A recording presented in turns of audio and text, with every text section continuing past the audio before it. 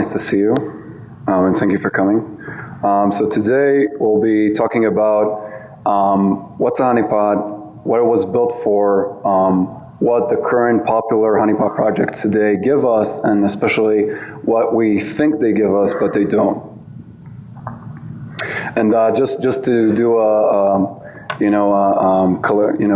just to sync up, this is not going to be any, mapping thousands of keyboards and windows to get direct physical mappings for your spraying kernel shellcode.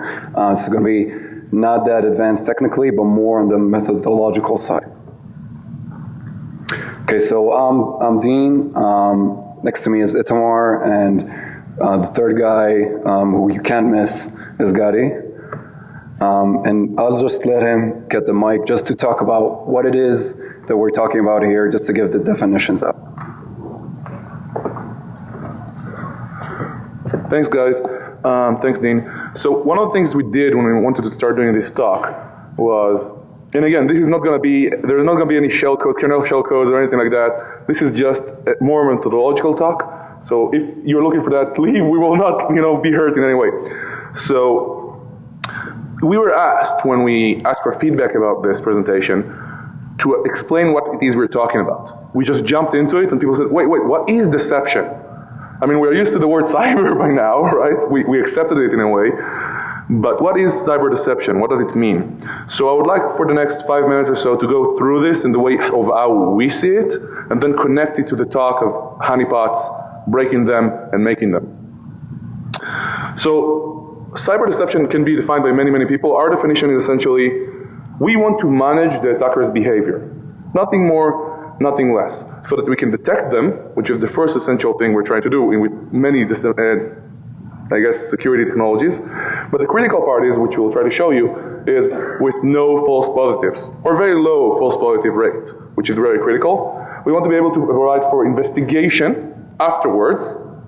And more than that, we want to be able to control the attacker, if not even start mitigating the attacker through this technology. So, before we even start, as they say in academia, we sit on the shoulders or stand on the shoulders of giants. And back in the 90s, Fred Cohen worked on his deception toolkit, right? Lance Spitzner talked about honeypots, started the HoneyNet project. The HoneyNet project has its own line here because they deserve a lot of respect for all the work they have done to promote this field, to build open source projects on their own dime. So respect to them. And many, many, many others, all the way back to the book, The Cuckoo's Egg, in the 1980s. And of course, we can go all the way back in deception to Sun Tzu in ancient China or to the British in World War II. Just saying, we respect who came before us. So the critical aspect of this is really attackers or attacks. Solutions today in a way look for malware, payloads, vulnerabilities, and these constantly change. What doesn't change much, or by a very small delta, is the attackers. They work in a way by a certain decision-making process and methodology. And these generally remain the same. Some people call it the kill chain, other people call it something else. And there are many, many different approaches to this, but that is the critical aspect of it, because if we know for a fact, not what tool or vulnerability the attacker is going to use, but rather where the attacker is going to be, what is the next step in their decision-making process, we can wait there. We can, quote unquote, catch them. Or in other words, what we have, the advantage we have as defenders, is when an attacker comes into the network, usually, right, not for all operations, they don't know what's going on. A fog of war exists, they have no situational awareness. That is what we're trying to use against them. If we can productionize that, use that, quote unquote, vulnerability in their decision-making process, in their process in general, that is very powerful. So there is something called, some of you may know it, some of you may not, the OODA loop. It's a strategic decision-making process for tactical situations invented by Colonel Boyd in the 70s. And it's very, very simple. It's observe, orient, decide, and act.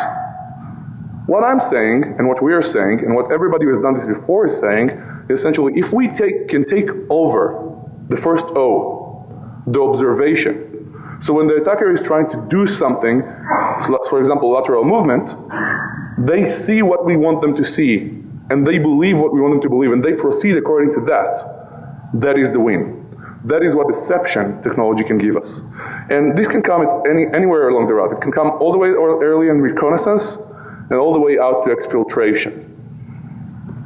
Or in other words, this is what we're trying to say. Yeah, thank you for the courtesy laughter, a couple of guys here. Appreciate it. There we go.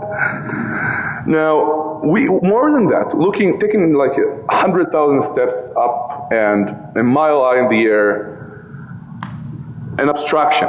This is, in our view, an economic shift in how we do security.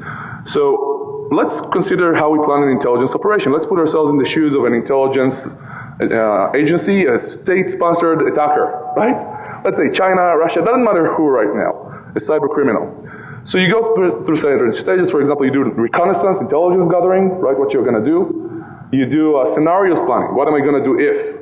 How do I plan for this? Or even at the technological level, I'm going to install Trojan horses on this machine here, my phone. What happens if the battery runs out too fast? So all across the way there. But eventually it comes down to one rule of thumb. It's a rule of thumb because it changes, but it always remains there somewhere. And that's, don't get caught. Basic, very, very basic intelligence operation. So for example, for the Chinese, many would say, it's what can I do until I get caught? So we talked about the intelligence operation. But what if you now knew something different? Think back, Stuxnet had code in it that was 12 years old. APT1, when they were disclosed by Mandiant, they disappeared for a long, long time after the tools were disclosed and were discovered by every antivirus out there, until they came back to full operations. Meaning, what makes a threat actor powerful, or one of the things anyway, that makes a threat actor powerful, is the resources, Trojan horses, vulnerabilities, as opposed to a skitty, who just goes out there using whatever they can. We see some change in that, but generally speaking, that is their A game.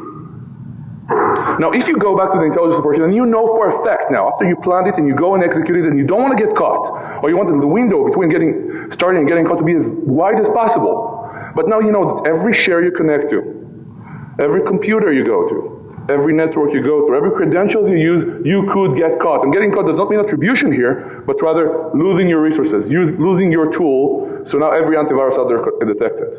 You're now nervous, you lose trust in your operation.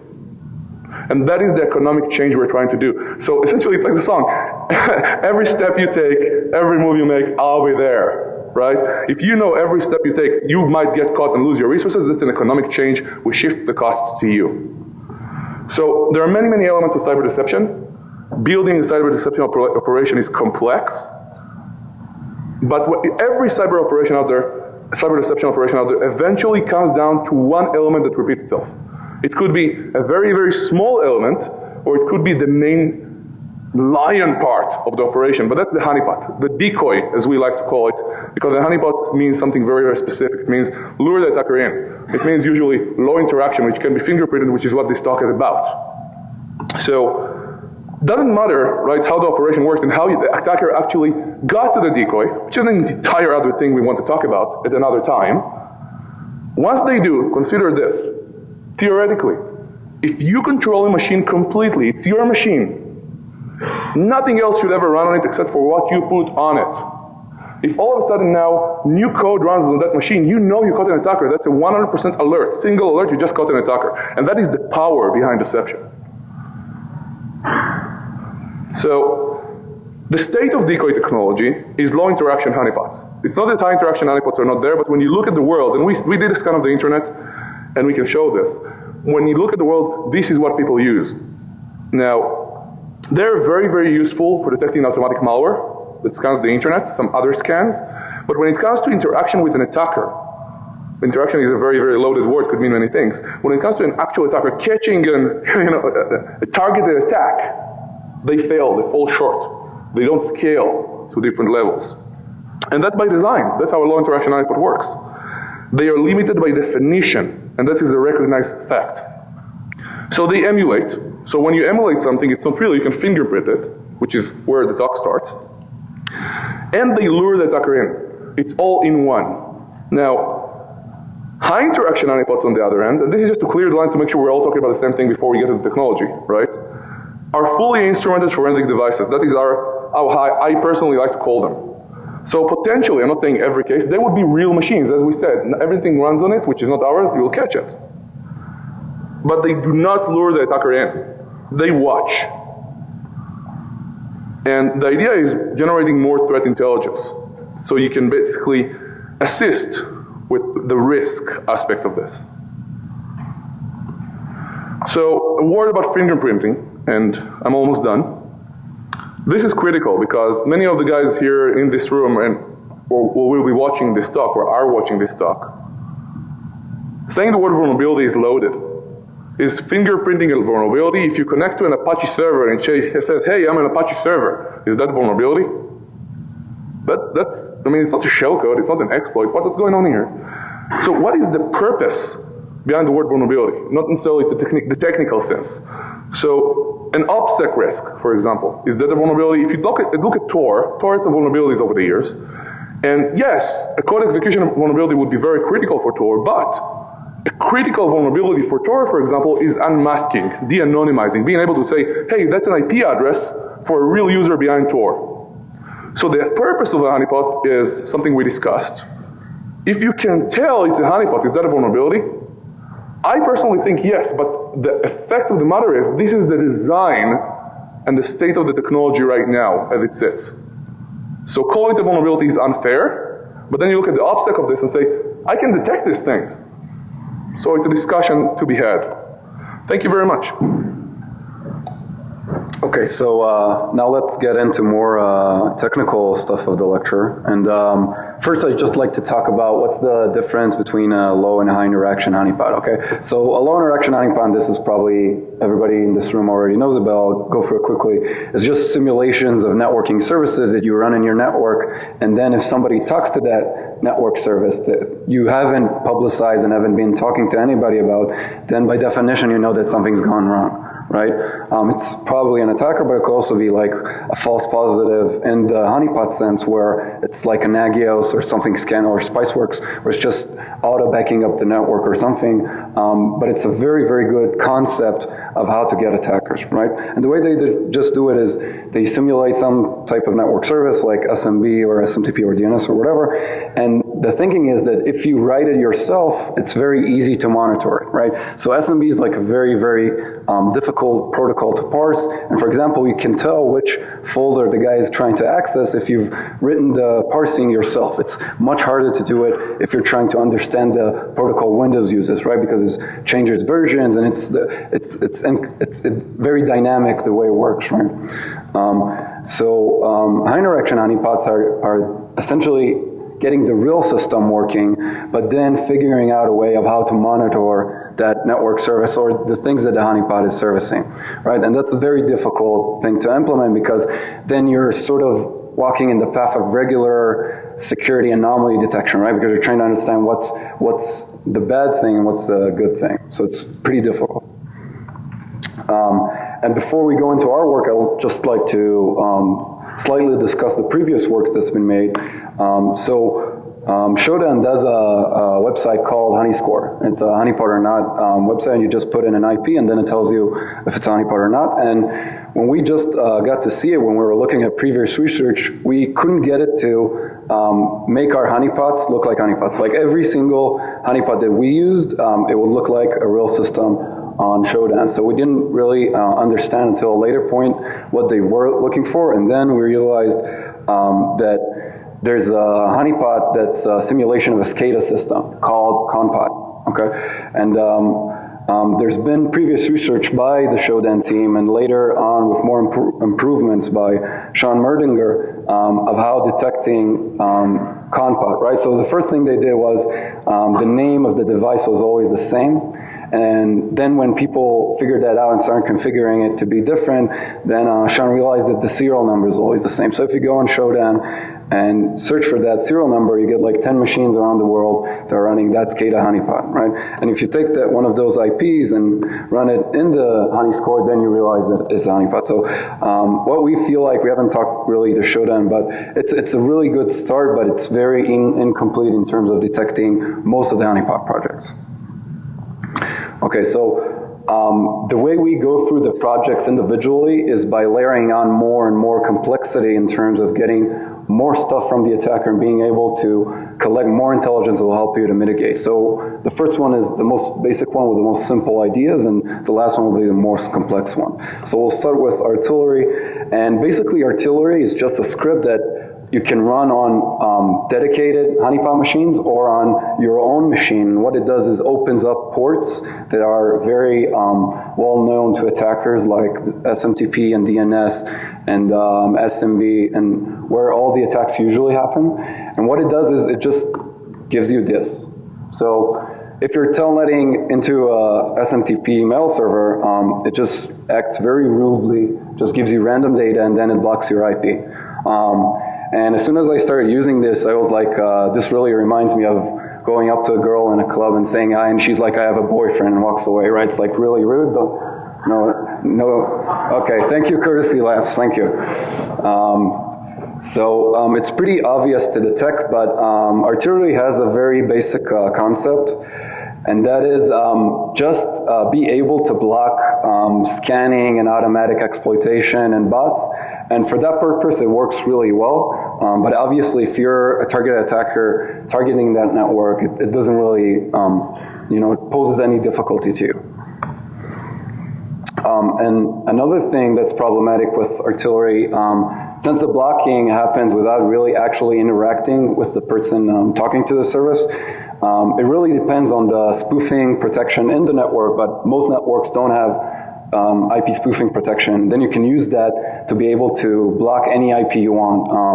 And that's a really problematic idea, especially if you're running artillery on your own machines. And it even works for the gateways. So by just sending 2 packets, you can just make every machine running artillery just drop from the network. But that's always assuming that you can do the spoofing part, right? So what can we learn from our artillery's work? That if you create a port that nobody should be touching, and somebody is touching, then that's an indicator of attacker's activity, and that's a nice way of blocking automatic malware or scanning attempts or whatever. So, can you hear me? So essentially, what we learn here as attackers, right, leaving the technology behind, is honeypot could be out there. Meaning now we as attackers need to start thinking, I'm connecting to something, could that be a honeypot? And that changes everything in the way we plan our operations. And that's something that we can see very, very clearly with artillery. Okay, now we'll move on to BearTrap. So BearTrap says mostly the same thing as artillery, though it actually starts to implement the service that it's broadcasting. And one of the main ones that BearTrap does is FTP. And one of the fails about BearTrap is its default banner, which is configurable, but it just says BearTrap. So if anybody knows what they're looking for, they already know that as soon as they connect it to that machine, that it's a honeypot, right? And another problem with BearTrap, because we don't really like detection methods that are configurable, because then it depends on what the user does, is that when you try and talk to it on FTP before the authentication, it just returns 530 every time. And the thinking is that as soon as the user will pass in the login credentials, then we'll block that IP, and we also got his user credentials. And that's more interesting than just blocking random IPs, right? But that 530 problem is problematic because FTP servers don't behave that way, right? If you try and, this is an example of VSFTP, that if you try and run commands on it before the login, it gives you output saying please log in, and when you're trying to do the login with errors, then it needs to specify what errors you're doing. So by just giving out 530 all the time, it's by definition not a real FTP service, and that's how you can detect BearTrap, right? And also, BearTrap also suffers from the same spoofing problems. You can also, if somebody is running BearTrap on their machine, just sending them 2 packets and then they're off the network, or you can just block their machine from the syslog servers or whatever you want when you're trying to attack a network and using that to your advantage. Okay, so BearTrap realized that you need to implement the service if you want anything interesting to happen against the attacker. And you should do that one. Okay, so what does the attacker learn once we learn about BearTrap? It learns that you should be looking for indicators of deception, right? You shouldn't be just connecting to services and trying to see if they're, what I can get from them. First of all, you need to realize if there's indicators of deception like that bad error message or that banner. And now we come to HoneyD. So HoneyD is probably one of the most famous honeypots, and it's been a real change in the way deception has been made when it came out, and it's a really, really monumental work and very great in the world of deception. And what it basically says is it's a very, very configurable platform. You can decide which services you want to run and which scripts implement that service, and HoneyD comes with a set of default scripts that implement those services like DNS or SMB or FTP or SSH, right? And this makes it very, very difficult to be able to detect HoneyD because, for example, if somebody exchanged all their scripts or something they made in-house, then I have no way of being able to realize that if I'm an attacker. So that's a very good concept, but mostly people just use the custom, like the default scripts that come along with the HoneyD deployment. So, for example, here is the IIS service. In the first few lines, you see the code implementing that, and what they're trying to figure out is if somebody's trying to do a get on cmd.exe or dir or whatever, that's used to be a very common attack of trying to realize if you can get a shell execution inside the web server. And what happens is as soon as it receives this get request, it answers with exactly the same dir listing every time. Okay, and this is like pretty bad because you can really realize just signature this is a bad response, that this is a HoneyD IIS server. And also, it doesn't really make sense in a lot of ways. For example, if somebody is running the IIS HoneyD server as of today, that means they haven't changed their website in 15 years because the modified time of the www root is 2000, right? So it's a good idea, but if you're looking at does this make sense? There's a few issues with that. And also in the FTP strip on Linux, it doesn't support the DLE command, like the delete. So if you write down delete, it just says not implemented. And in the SSH service, it just doesn't do anything. It like opens up the port and lets you talk to it, but it doesn't even implement the service, right? So if an attacker is trying to exploit a machine, and he's like, I'm going to run my 0 days on this, and it's really interesting to me, it becomes very obvious very soon to him that it's HoneyD. And just a possible fix, for example, for the IIS script is just randomize, just give an empty dir list and also randomize the byte counts and the serial number and all the timestamps, but do it periodically because, for example, some people have told me just randomize it on every request, but that's also very bad because if you request like 3-4 times and you see modified times that just run along the spectrum, then you're also realizing that it's a simulation, right? It's something to deceive you. So what can we learn from HoneyD's work? So when you're trying to implement the service that's deceiving the attacker, you should be doing it with no obvious indications of how it's a simulation, like there was in the previous projects we looked at. So what essentially we can you hear me? So what essentially we can learn here, it's not just about banners like you saw earlier. When you implement this and you actually start conversing in a way as a service, it's got to be a real implementation. You can fuzz the thing and just see, hey, what's not implemented? And that's something an attacker will now have to do, but it's also an issue. Okay, next up is Nova. So Nova is actually management platform for honeypots.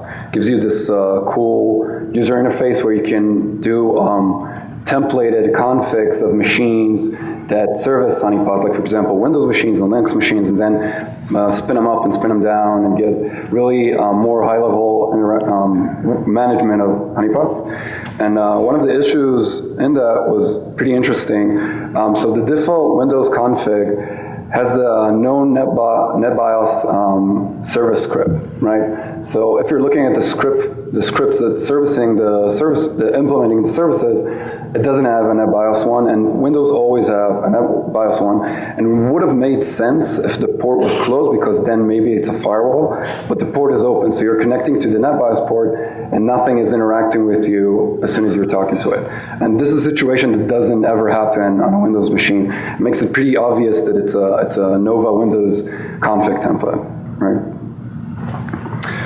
So one of the possible fixes is just implementing that service, or just closing the port, so people won't figure out that it's a Nova honeypot. And what we can learn from Nova's work is that implementing one service completely is also not enough. You have to have a set of services that make the machine look reasonable, make sense, right? The main difference really here that we need to think from, let's just stop for a minute and think about the attacker. So we talked about services, right? We talked about going from regular ports to starting to implement them, making sure the implementation looks real at the very least, so you have to go through something. But now think about it, you're approaching a machine. Now that's an element by itself. Now if you all of a sudden see an IIS server and it's running FTP, or you see a Windows server and it's running something that the Windows server would never run, or it's lacking a service that Windows will always run, that is weird. That yells and screams honeypot. So when you run Nova, you have to be very, very careful about how you set up your machines, or the attacker will look at the whole and be able to tell, hey, that's a honeypot. Yeah.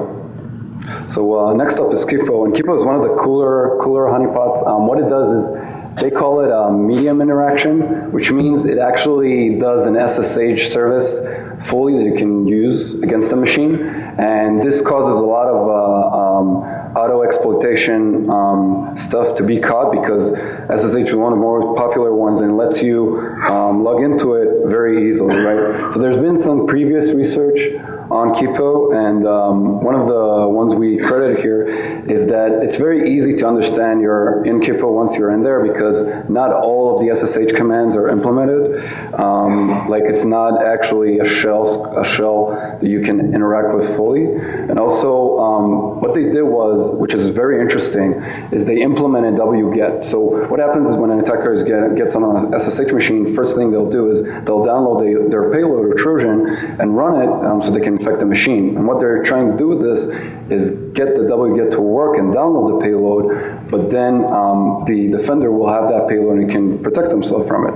But you can also use that wget for DDoSing or port scanning other machines, and they have currently no protection against that.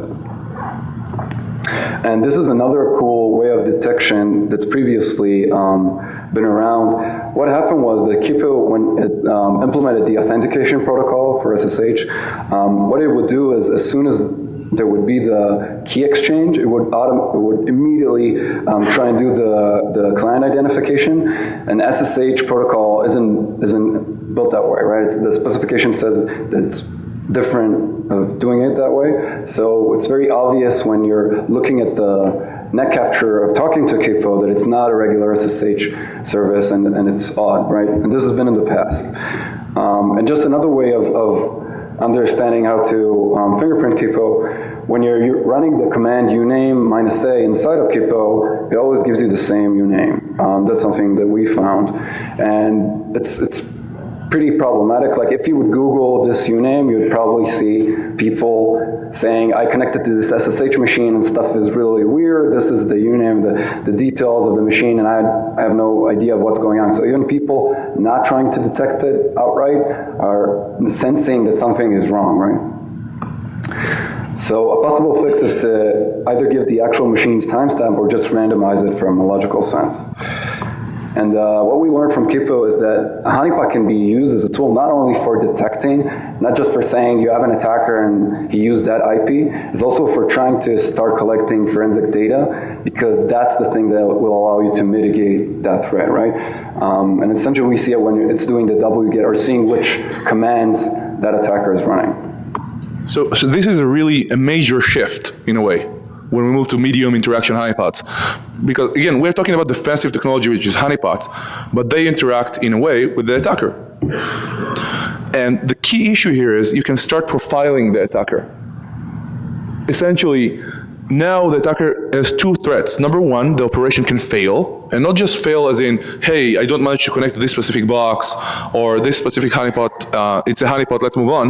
The operation can fail. You're now interacting with the machine itself. So as simple as profiling your commands to saying, hey, I'm now blown, let's move away. And that's a major shift when an attacker plans an operation. And next up is Dionaea. And Dionaea is one of the most interesting ones we've looked at because it actually gets the right way of getting as much information from the attacker in order to mitigate afterwards. And what it does is it actually runs something called libEMU that actually does an emulation of a machine, and it wants it to exploit against it, and then capture the exploit and see what it's doing, right? And it does this by servicing a number of services, and as soon as the machine is attacked, it runs it through libEMU.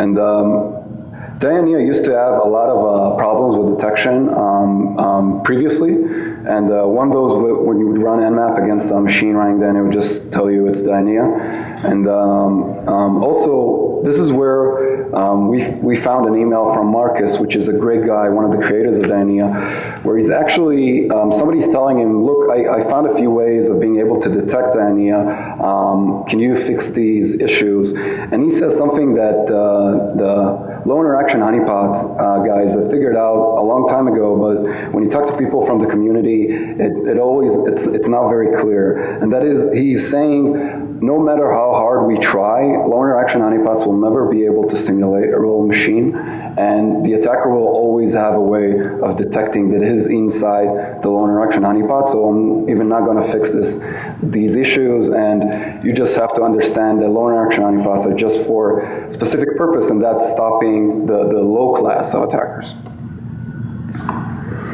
So how do you detect Dionaea? Dionaea services HTTPS, and the certificate that they give is their own certificate. It's just called, the issuer's domain is dionaea.carnivore.it. And even through other services, there's more ways of detecting Dionaea. One is that it allows anybody to connect to the FTP service, like any user, any password. And I haven't seen any real authentication system that lets the same user connect with two different passwords. So that's one way of detecting. Another way is that they didn't implement the DLE command in the FTP service. Right? So what can we learn from Dionaea's work is that we want to make the service exploitable to known exploits, right? Because if somebody's using an exploit and it follows their shellcode and their payload, we want to be able to give them the option of doing that, because then mitigation is very, very much easier to do afterwards, right? This is really, really brilliant. Think about what you just said. Detecting the exploit. So going back to what we said originally, it's not just about saying, hey, I now have a connection to a network that could be Nagios or Spiceworks. It's not just saying, hey, I have a real attacker here and they're interacting with it, let's alert. It's not just saying, I can blow their operation. Now it's saying I can blow their resources. I can get their exploit, their 0 day, the credentials they use. I can do something which will lead to attribution. And that is a whole other level. And that is why this tool took the technology so much further than it has been there before. It's not just about, hey, this is a cool thing. It's about saying, this particular person potentially attacked me, this country attacked me. It's about attribution. It's still a low interaction or medium interaction if you like honeypot, so it's easy to fingerprint by design, but it's taking us to a whole other level operationally. Okay, and next up is Glastopf, which is really cool. Glastopf is a honeypot which simulates a web app. So you run it and then you get this website running, which has this number of exploit vectors that the Glastopf people want you to exploit, like LFI and RFI and other stuff it has going on. And what happens is when you run it, the default web page looks like this, and I'm sure anybody who's run Glastopf knows this, and it's like a weird template page, but they just give it off as a default when you're using it, and the thinking is that it's very configurable, and you can change anything, and it has its own file system that it's simulating for the web app machine, and you can change any of the pages or the certificates that it's using, right? Like we said, and the footer of the page has this, this is a really great entry. powered by nothing. And if you Google search for that string, it brings up a lot of interesting stuff. And one of those stuff, when we were doing it, was one of the top 500 websites online. It had a subdomain running Glastopf with that default page template, right? So running honeypots is very, very dangerous when you're just having the same default config and not realizing how to integrate it well into the thing you're running. And so one of the things that Glastopf catches is an LFI, and it just does it very, very promiscuously, right? So if you'll just do a query that has a question mark and then a directory traversal into etc shadow, it'll just give you, even if your URL isn't like, makes sense in a lot of ways, because it wants you to get that EDC shadow or the other files that the user has put in Glastopf's simulated file system, right? But this creates a lot of problems. Like, since the user has access to EDC shadow by regular Linux permission logic, he should also be able to access /proc, right? And /proc is a very problematic folder to try and simulate.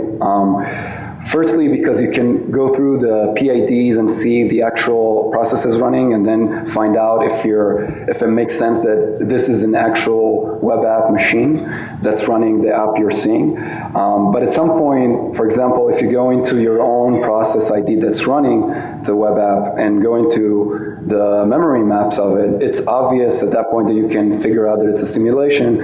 And if it's behaving accordingly to what you're doing against the web app, then the only way they've been able to do it is to integrate an actual web app into it, and at that point it's no longer a honeypot, right? So this is a pretty more advanced way of detecting it. But when we talk to the Glastopf guys, they're saying, right, like we will never be able to implement /proc. This is a way we can't fix, right? Yeah.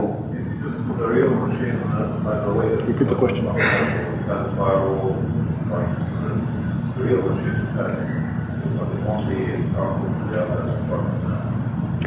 repeat the question. I would like if you could say that question for the end, so you could talk in the microphone and we'll hear you, because we just didn't hear. Okay. Thank you.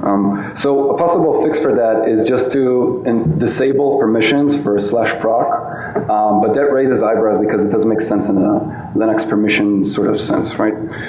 And what we can learn from Glastopf fork is let the attacker exploit the simulated machine fully. Like if Dionaea was just looking for the exploit in the shellcode, Glastopf with his virtual file system really wants to let the attacker like put in his own files or try and steal the user's intended fake files and see where it's being used, right? The really cool thing about this is, before we talked about the potential for attribution, the potential for taking the tools away. This is, of course, attribution can be about political situations. It's never just about IP addresses, but here attribution becomes real. Now an attacker needs to think not just about the machine and how it's built or what they do. They don't think about the entire operation. I can be identified if I do my job. If I go and work on these machines, if I try to do lateral movement, I can be potentially identified. And that changes the entire dynamics of an operation. How much effort you put into it, your cost of the operation, and that is the brilliance of Lucas, really, when he puts it in. It still has the inherent limitations of the low interaction honeypot or medium interaction honeypot, but it takes us to a whole other level of making the attacker now think about this operation is at risk, as opposed to just my tool is at risk. Yeah, okay, and last project we worked on is KFSensor. So KFSensor is a proprietary honeypot, and it's a really cool product because it lets enterprises use honeypots that aren't like an open source, something you have to configure and deploy with a lot of work. It's actually pretty simple to use it, and also we had a lot of fun working on it because every time, in the default install, every time KFSensor it runs this sound. Right, and then like it's this is giving us nightmares from the time we're working on this. The problem with KFSensor is that it doesn't really, the default config just runs all the services you can probably imagine. And it also has a very, very low boundary of alerting, right? It also alerts on broadcast requests in the network. So configuring it is very, very important to do it very accurately. And we also found ways of detecting KFSensor. For example, the HTTP service it's doing is just a default IIS server, and if you Google the exact page source code, you can find other KFSensor deployments. And also it does the same basic error with the HTTPS service, that it opens the port, but the port doesn't service anything. So if, for example, you're trying to browse to that in a browser, you'll get this website has a weird, this website SSL authentication isn't working, right? Which doesn't happen on a real web server. And also it has a configurable amount of concurrent connections that afterwards it blocks you away. So like BearTrap and Artillery also suffers from the spoofing problem, that if you just send it false source IPs, then it will block you, and then you can choose which IP you just want to block away. So what can we learn from KFSensor's work is that when looking outside the open source community, even the proprietary products suffer from the same issues. Okay, now we're going to talk about how in the world honeypots are deployed. So what we did was a very specific scan, and that is we used the ZMaps projects. If you could just go online and go to scans.io, the ZMap project scans the web for different ports and different services periodically. And we just took the HTTPS scan in the 14th of July and looked for Dionaea's specific certificate. Since you have the issuer string, just say Dionaea, right? And that's the only scan we did, but it shows like very interesting stuff, which I'll get into right now. Just a disclaimer, when we attribute the IP to an organization, the standard limitations apply, right? When you see the same IP being used by the same DNS name, same organization all the time, it's probably connected to their organization, but it could also have been a hostings website that at the time that we scanned it might have been a different website, but we really nailed down what we think is the right attribution to organizations, right? So this is what it looks like, and the ones at front are Taiwan and the United States, which deploy the most Dionaea honeypots which are publicly exposed. It's very interesting to see the different numbers. Taiwan leads out by a far margin, and after the United States, it really drops significantly. And there's some very interesting countries here. For example, a lot of countries in Africa that I wouldn't, I guess, I wouldn't imagine be running these types of honeypots. And just a quick note: not necessarily the countries. For example, it could be different people deploying honeypots around the world to detect malware, right? Doesn't necessarily need to be that country. Naturally, attribution by IP is bad, right? Yeah. And when we started looking at the organizations which we gave a declassified view of, you can see that most of the Dionaea deployments around the world are in a Taiwanese ISP, then in one of the United States universities, which are cool, I want to go study there or make my kids go study there, and then is another Taiwanese university. And one of the more interesting stuff we found is that one of the top cloud providers, we found a lot of IPs in that, and then we went into the range that they publish to show which IPs are in the range of the cloud service. Some of those IPs weren't in the range of the cloud service. So it might have been their actual corporate or the company's network that was running these honeypots. And also some very more interesting examples of organizations. You can see the Ministry of Defense for one of the European countries, one of the biggest international economic organizations, the U.S. Municipal Authority, South African Financial Services Company, a lot of Taiwanese deployments of Dionaea, and even we got one malware research blog that had it in one of its subdomains as mx0. The blog's domain as if it's a mail server just servicing Dionaea. And one thing we didn't classify. Okay, so if you browse to oil.ir, that IP is in the same subnet as one of the Dionaea deployments. So what we went is we said if the HTTPS service is giving us the Dionaea certificate, what does it look like when you browse to the regular HTTP on port 80? And then we saw this. So later we figured out that one of the open source projects out there called the Modern Honey Network by ThreatStream packages a lot of different honeypots together, and when you're loading it, it shows Glastopf and Dionaea. So this is probably one of the cases where we just got the modern honey network. So lessons learned, and here we really tried and figured out how, based on the detection of those honeypot projects that we saw, how we would build the ultimate honeypot or the ultimate deception tool. And we just realized these flaws are easy, right? Nobody's technically impressed by what we showed here, and they are by design. Like Marcus said in his email, there's really no way to fix this. This will always be a problem. You can always detect low interaction honeypots. And you would never be able to capture or mitigate an advanced attacker through using honeypots. So what can we do to make a good deception tool from the lessons we learned from this honeypot, right?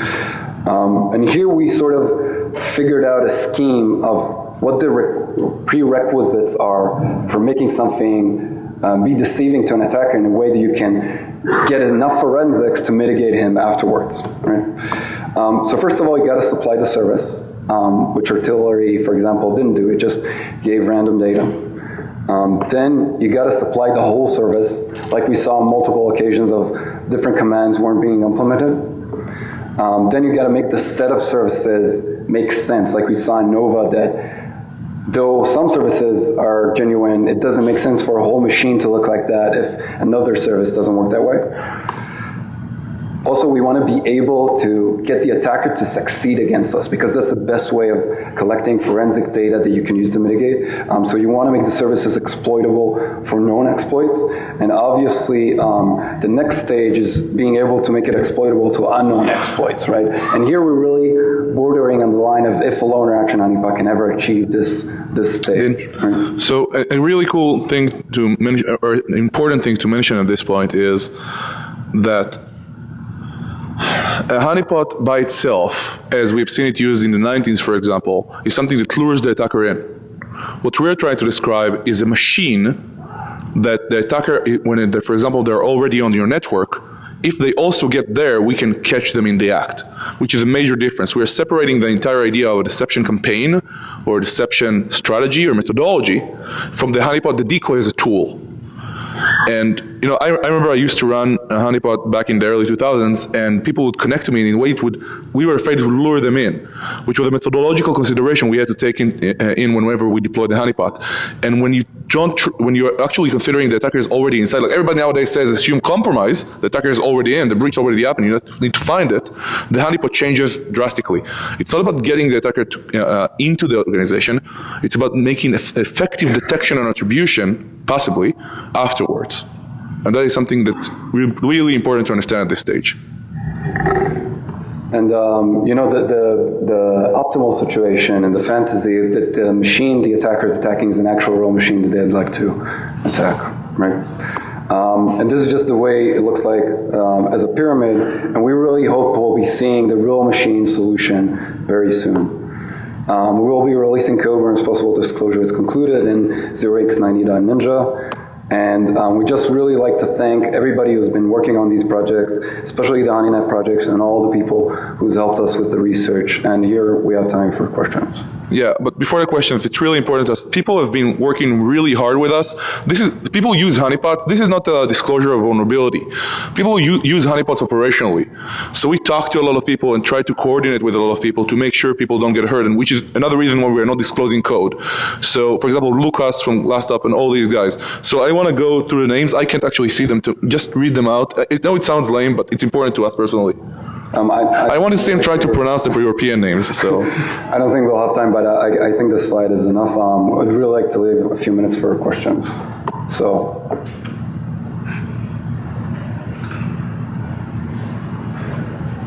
Yeah, go ahead. Yeah, if you can do the microphone, that'd be great.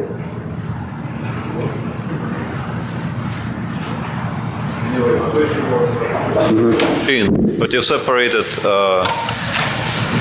firewall or VLAN somehow that it cannot touch any other part of the network. Can that be used as a honeypot? Has anyone tried with the real machine?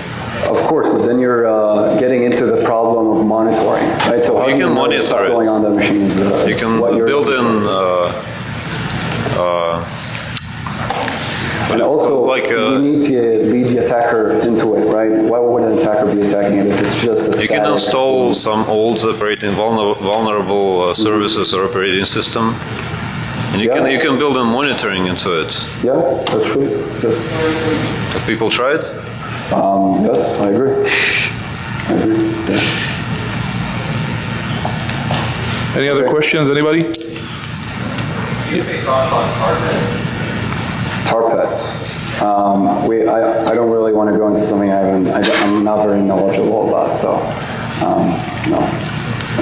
Other questions? Yeah. Yeah. So the honeypots can be identified. I would think that their job by causing the attackers to interact with it to generate the alert. So the problem here is that most of what these honeypots record is just an IP. And being able to know that there's an attacker in the network and getting its IP is very valuable, but it's very far from being able to mitigate advanced attacks. Right? An advanced attacker in your network will not be discouraged from using IPs that he's afraid of. To be clear, we believe in honeypots, but more importantly, we believe in deception technology and methodology, which is why we're going through this and showing what works and how we can make it better. Does that make sense? Other questions? Well, in that case, I would also like to thank the quick thank you because we didn't go through all the names. Omer is sitting right here, who helped us out with the scans. And our partner Ran sitting right there, and everybody else. If you have any other questions or want to talk to us, please do. And thank you again to the Aninet Project and everybody else, Lucas, Marcus, everybody. And that's about it. Listening. What? And thank you for listening. Yeah, thank you for listening.